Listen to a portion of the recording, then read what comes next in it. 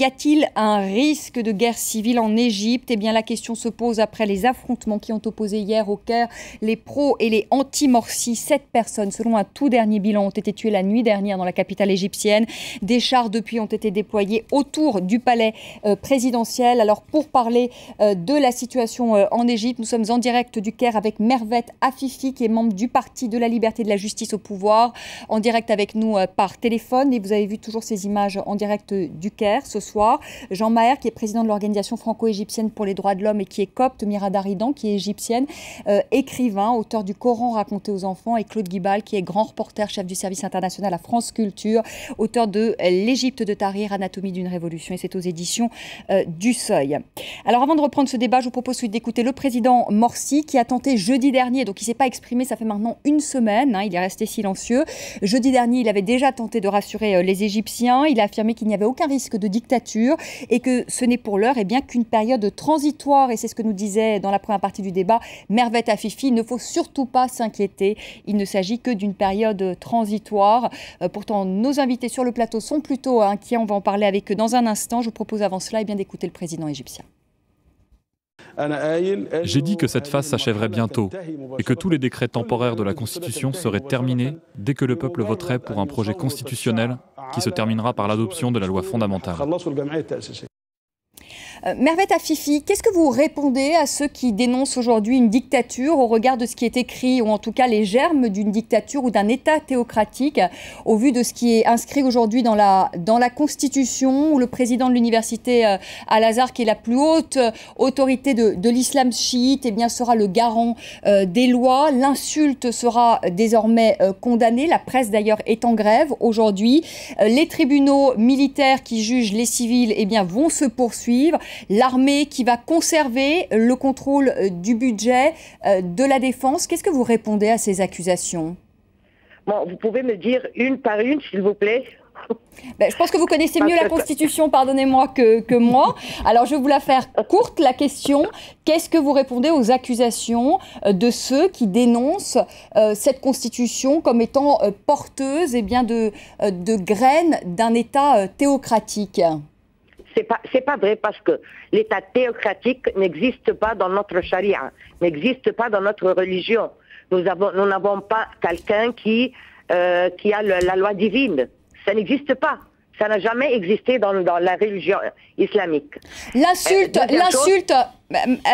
Madame Afifi, l'insulte qui sera désormais condamnée, la presse aujourd'hui s'inquiète, c'est le moins qu'on puisse dire. Les journalistes, qu'est-ce que vous répondez à cela? Parce que vous considérez le fait d'insulter quelqu'un est une liberté d'expression. C'est insulter les messagers et les prophètes d'Allah. L'article 44, madame. L'article 44, qui dit que insulter les prophètes et les messagers d'Allah sera puni. Donc, est-ce que vous considérez qu'un article pareil doit être dans la Constitution? Vous avez n'importe qui a le droit de critiquer, de dire tout ce qu'il veut, mais le fait d'insulter, c'est pas acceptable. C'est une loi anti-blasphème qui laisse la porte ouverte à tout. Non, mais partant de là, vous allez aussi légiférer contre des enfants qui se battent dans la cour de récréation et qui s'insultent. Et d'ailleurs, on a déjà vu des enfants qui étaient sur le point d'être jugés, qui pour avoir uriné là où ils ne devaient pas, qui pour avoir dit une chose... Enfin, c'est ridicule, c'est ridicule. Et surtout, madame, que vous avez un article, il y a eu tellement de débats sur l'article 2, comme quoi la charia islamique est la base fondamentale pour la législation. Et ensuite... ça, c'était aussi du temps de Moubarak, Jean Maher, cet article 2, il n'y a pas de modification. Il y a eu consensus, on a dit, bon, on change, on enlève, on change, on enlève, et puis on a dit, voilà, consensus, on va le garder tel qu'il est, sans modification. Mais les méthodes habituelles, on rajoute un deuxième article 219 qui vient encore pire que l'article 2, en disant, ben voilà, il y aura la charia avec toutes les punitions qui peuvent être déterminées par différentes écoles islamiques. Donc on laisse la porte ouverte à des imams, à des individus, et non pas à la loi, alors que malgré Moubarak, c'était quand même un peu un état de droit. Mais maintenant, on laisse la porte ouverte à des gens qui vont dire aux autres, vous avez commis des erreurs, c'est comme ça qu'il faut se comporter. Et donc là, est-ce que je demande à Madame Mervet, est-ce que ça, c'est quelque chose que vous estimez positif pour l'Égypte? Est-ce que c'est un point de progrès? Vous savez, monsieur, cet article de le 219, les représentants des 3 églises se sont mis d'accord avec le cheikh El-Taïb d'El-Azhar. Madame, ils ont quitté l'Assemblée constituante essentiellement à cause de cet article. Excusez-moi. Et c'est pas seulement l'Église, ne parlez pas de l'Église. Vous avez la majorité des autres qui sont partis pour les mêmes raisons. Ils ont signé, c'est-à-dire qu'ils étaient d'accord sur ce que l'explication d'El-Azhar. Madame, vous étiez à 74 sur 100. Il y a 26 qui sont partis. Ce ne sont pas l'Église qui est partie. Il y a 26 personnes qui sont en majorité musulmans, qui ne sont pas membres des frères musulmans, et qui ont quitté la constituante principalement pour ces raisons-là. Ah non, c'est pas 26, monsieur. Ah bah 74, vous avez rajouté 11.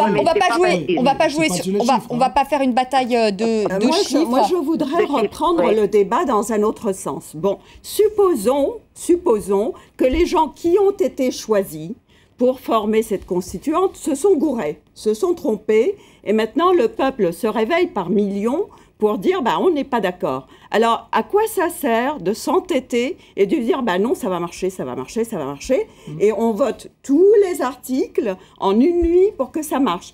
Je voudrais comprendre la logique. Est-ce que vous avez une réponse, madame? Vous savez, la constituante, cette assemblée, ils ont duré il y a 6 mois. Ils travaillent il y a 6 mois. C'est pas le dernier jour pour le vote, pour dire oui ou non, pour mettre s'il y a des retouches à faire. Mais ils travaillent il y a 6 mois pour préparer la Constitution. Vous voulez dire que ça fait 6 mois qu'ils sont contestés? Oui, avec des manifestations de rue, avec des gens qui s'expriment, avec la presse qui est fermée, ouverte, bâillonnée, machin. Et au point qu'Al-Azhar... Ça fait 6 mois. Au point qu'Al-Azhar... Attendez, Madame Afifi, on va laisser... L'Égypte est comme tous les pays du monde. Il y a des gens qui sont pour, il y a les opposants. C'est normal. Claude Guibal. On ne va pas mettre quelque chose, un texte qui va satisfaire à tout le monde.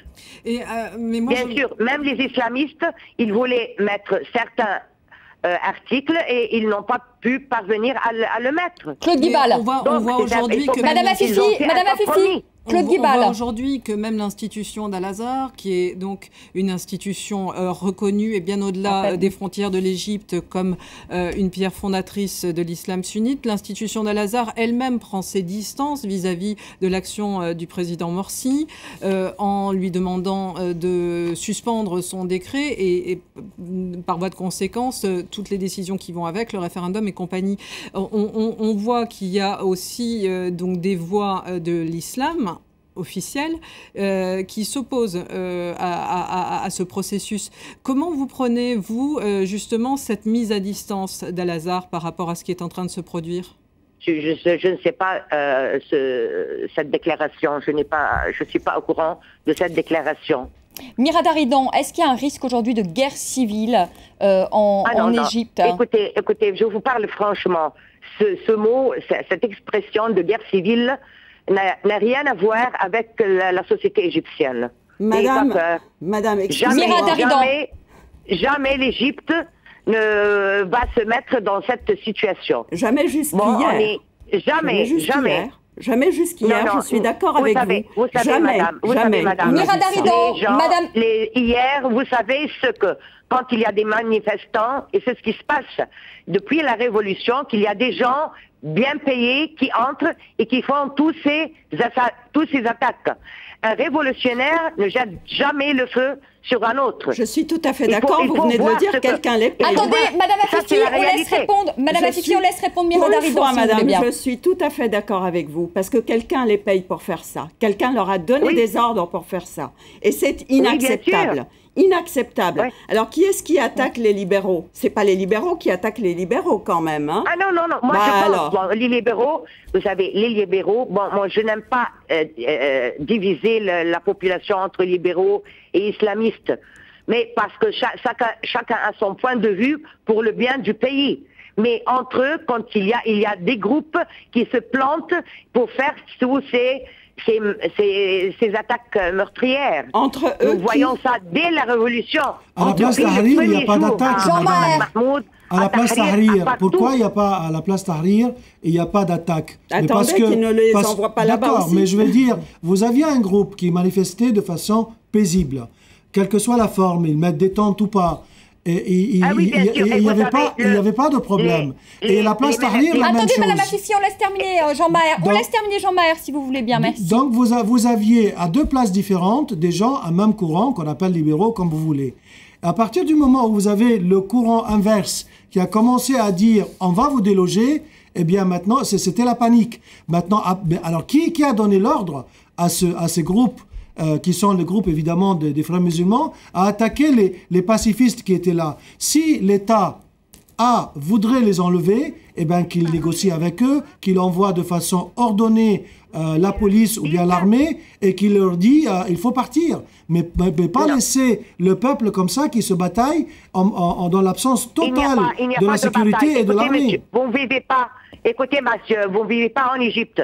Il y avait, à Tahrir, il y avait des gens, personne ne les attaquait. C'est la même chose, devant l'université, il y avait quelques millions, il n'y avait pas, ces actes n'ont pas eu lieu. Mais une fois que les deux clans s'affrontent, il y a quelqu'un qui entre parmi eux. À Tahrir, il n'y avait que les opposants.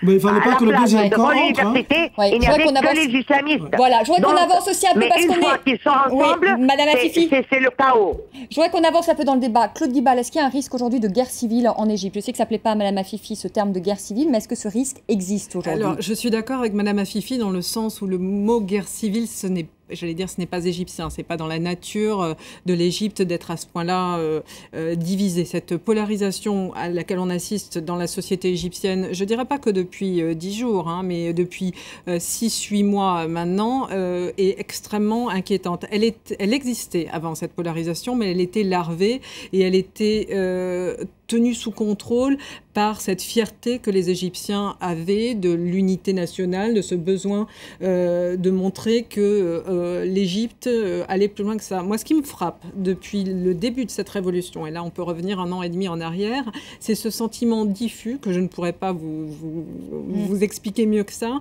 qu'on assiste en Égypte à un gigantesque... théâtre. L'Égypte est un théâtre d'ombre dont la place Tahrir pendant longtemps a été la scène. On voit des groupes qui bougent dans un sens, dans l'autre. On sent que derrière, il y a des mains qui agitent tout ça. Ça a été l'armée de façon extrêmement compréhensible par la suite au moment de la révolution de janvier. Aujourd'hui, il y a d'autres forces en présence. On voit qu'entre là-dedans d'autres acteurs, notamment on peut parler de la chaîne Al Jazeera qui joue actuellement un rôle très important, comme elle en a joué un en janvier 2011 lorsque la chaîne Al Jazeera entraîner les Égyptiens à se rendre sur la place Tahrir pour renverser Moubarak en gonflant notamment le nombre des gens qui étaient là. On sentait qu'elle avait un rôle dynamique dans cette révolution. Elle n'est plus du côté du révolutionnaire aujourd'hui. La chaîne Jazeera notamment, alors tout dépend si on regarde le canal en anglais ou le canal en arabe, mais où le discours est un petit peu différent, mais c'est un petit peu la plateforme ouverte aux partisans de Mohamed Morsi. On reprend les théories, les thèses des frères musulmans qui sont celles que Mohamed Morsi n'avait pas d'autre choix que de procéder à une mainmise sur les pouvoirs parce que le processus démocratique était entravé de façon artificielle, disent-ils, par les forces de l'ancien régime au sein de la magistrature et compagnie. Donc ça, c'est des thèses qui ne sont pas contrebalancées par Al Jazeera. Les partisans de Mohamed Morsi ont quasiment antenne ouverte. Il faut quand même se souvenir que la chaîne Al Jazeera héberge depuis des années des gens comme Youssef El-Qaradawi, qui est le grand prédicateur des frères musulmans, qui a trouvé une antenne ouverte là-bas et qui joue effectivement lui aussi un rôle dans tout cela. Donc on voit qu'il y a beaucoup d'intérêt en jeu.